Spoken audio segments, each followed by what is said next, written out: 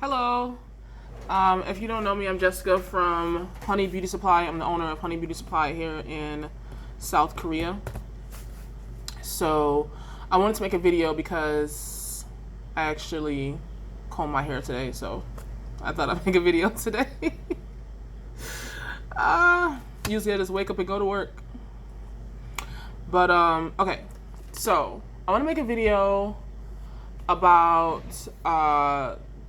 the current and future plans of Honey Beauty Supply. I always like to keep you guys updated. I think the last time I made a video was like a good 6 months ago, and it was about my struggle with the laws of importing products, how the laws had changed. Actually, I didn't know that was what the problem was. The laws had changed in 2019 regarding importing products and passing them through the FDA standards and blah, blah, blah. And so it kind of struck me as a surprise. So that was my last video. And I feel bad because in the video I was so emotional and I was so just uncertain of what my next business move will be. I think that people really took that as like, oh my gosh, she's in serious trouble. I didn't know at that point what kind of future, honey hair. I didn't know what the future was going to be, but I never took it as like, oh, now I'm going to go out of business. And some people took it like, I feel like sometimes with black business, sometimes we take it like to that extreme, like, and if you guys ever go into business in the future, I want you to not ever have that mindset. And always have the mindset of that if the climate changes, what you're going to do is you're going to pivot. And I'm using that as a basketball term, right? I was a basketball center in high school, and you pivot. It doesn't mean that you're going to go out of business. If I ever say something like, "Oh, this happened," that means that if I can't continue on what I was doing, that means I'm going to change direction, not go out of business. Change direction, do something temporary, figure it out. That's kind of my personality. And people who follow me, I want you to understand that I'm always coming from that angle, like, oh, this ain't working. That means I'm going to go into my cave and figure it out, Anyways, I just want to give that disclaimer because I felt so bad because like a lot of people see me in the street like, oh my God, like I saw your video, girl.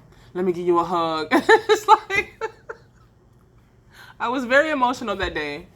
It was just like it was unknown, but it never meant like the end is near or anything like that. Because, I'm a businesswoman and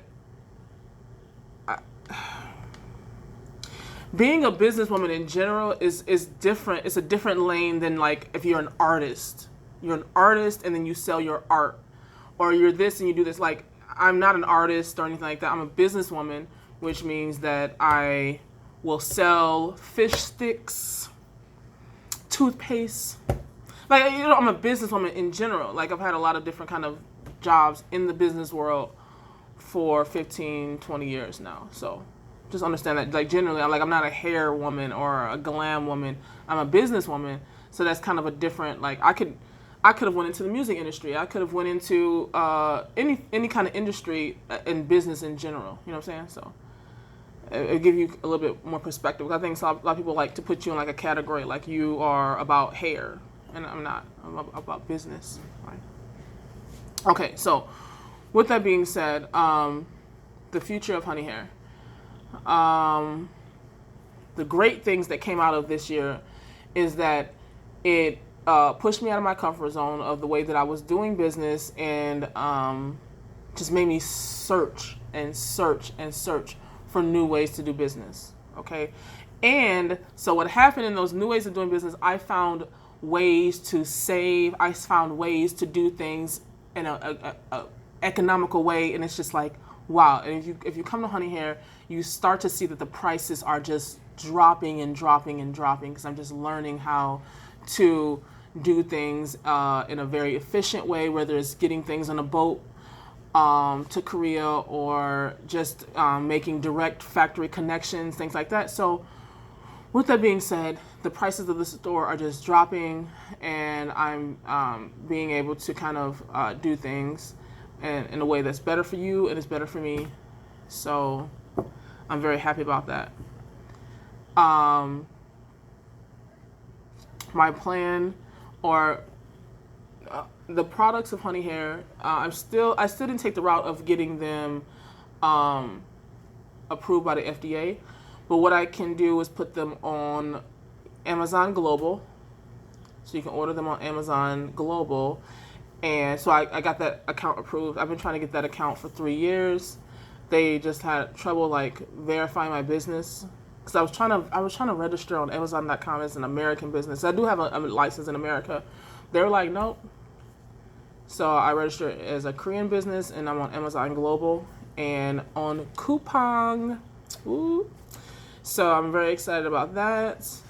So I will post a link when you can order the products off Coupang, or you can order the products off Amazon Global.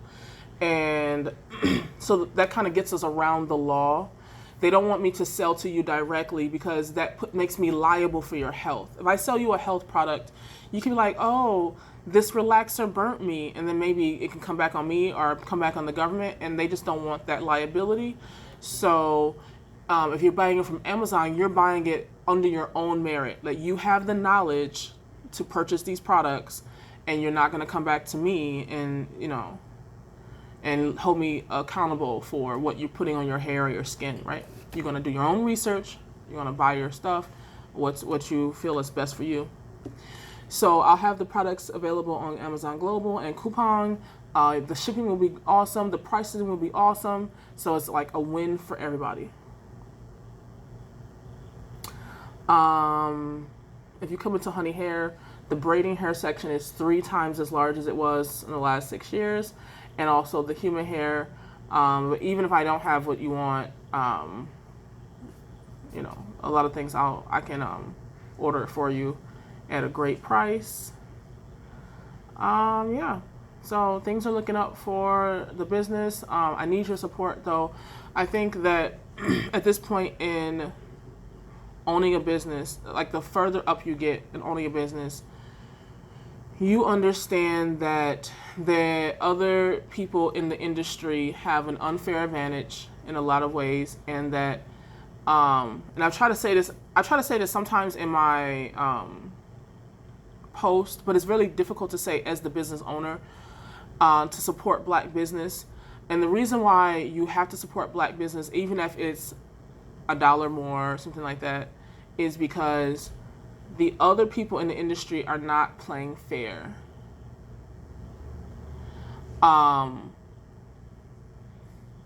For example, there may be somebody in the industry who opens a hair store across the street from mine, right? But he's already a wealthy man. So what he can do is he can cut his prices down to making 10 cents profit on his products, just to draw all the customers, with the hopes of putting me out of business. And then he can put his prices at whatever he wants to, so he can take the sacrifice for a year or two. And we just can't let that keep happening to us as a people, because other cultures don't let that happen to them. Whether it's whatever race it is, they stick together, and they don't let snakes come in and put their people out of business, especially when it's like our hairs, like it's, what I'm saying? Like, oh, I'm gonna come in and I'm opening a Korean restaurant, and I'm a ramen noodle manufacturer, so I'm gonna come in and I'm gonna sell the ramen noodles for 50 cents. I'm gonna open a restaurant, sell it for 50 cents, and then put all the restaurants out of business around me, or something like that. It's just like they do a lot of snakish moves, and as Black people, we just kind of stick together and not be as selfish, because when Black people win, we bring other Black people with us. I hire Black people. I teach other Black people how to be successful, and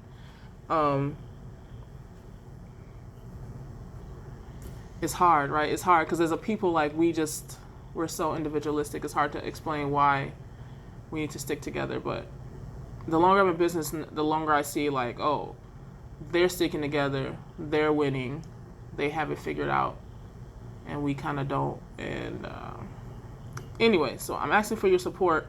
And I never wanted to do like that. I never wanted to be like, support me because I'm a black business.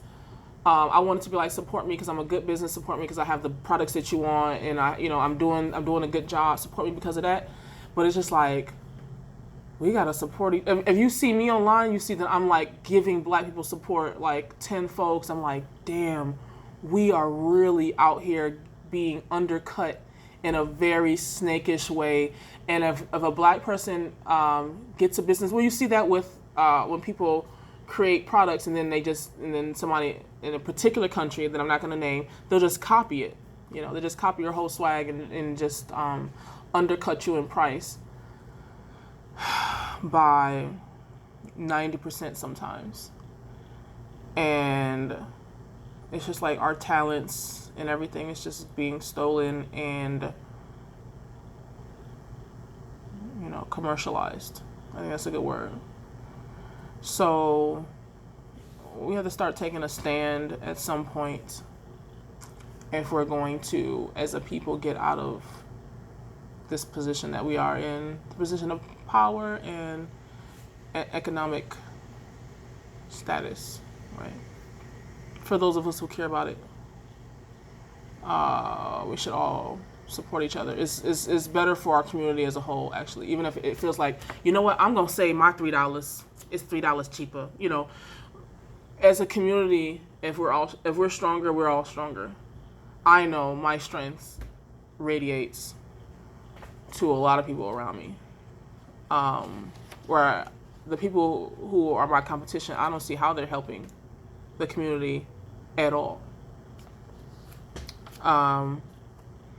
They can even be nice people, but as far as helping the black community, I don't really see how they're doing it at all. Anyways, my rant's over. Okay, so this is my point, the point that I want to make.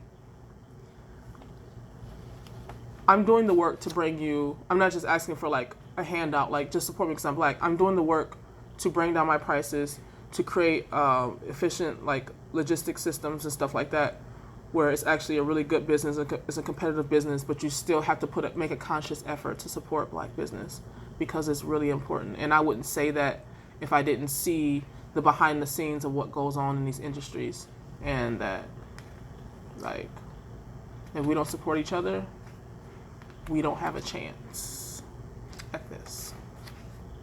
So that's my little rant. All right, guys, so I'll make another video with the links to Coupang, the Coupang store and the Amazon global store. Ooh. And we'll go from there. And yeah, so let me know what you need.